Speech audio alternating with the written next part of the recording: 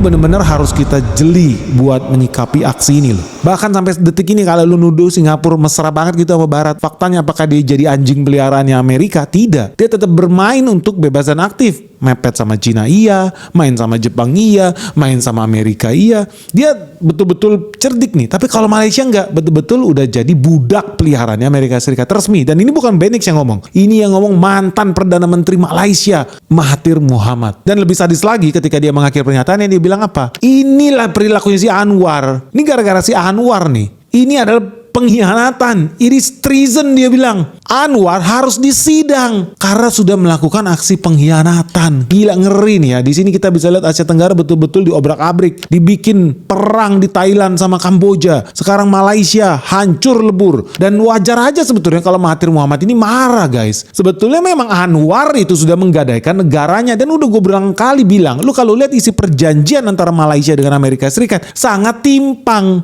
Bukan seperti dua negara yang berdaulat duduk sepakat sama tinggi. No, timpang. Teman-teman tahu, lu lihat di sini Malaysia itu apa? Mereka harus mempermudah perdagangan, arus barang dan jasa Amerika Serikat masuk ke Malaysia.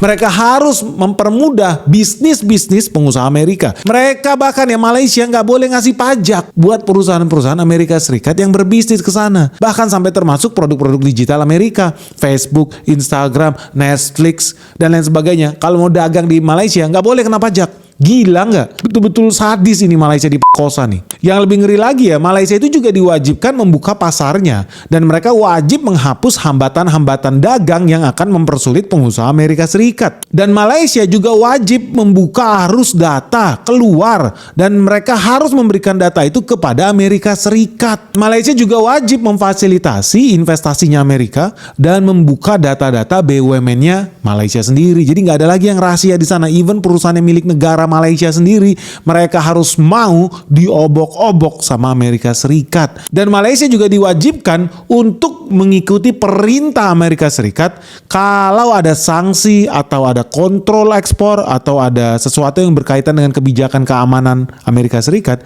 Malaysia itu harus inline. Kalau Amerika Serikat tidak suka dengan Cina, Malaysia tidak boleh berdagang dengan Cina. Kalau Amerika Serikat tidak suka dengan Iran, Malaysia tidak boleh berdagang dengan Iran. Kalau Amerika Serikat tidak suka dengan Rusia, Malaysia juga wajib bermusuhan dengan Rusia. Jadi dari sini udah bisa lihat bahwa tidak adil, tidak ada kesetaraan antara perjanjian dagang itu. Dan simpel aja, kita udah ngukur soal perjanjian, nah, dan namanya hak dan kewajiban.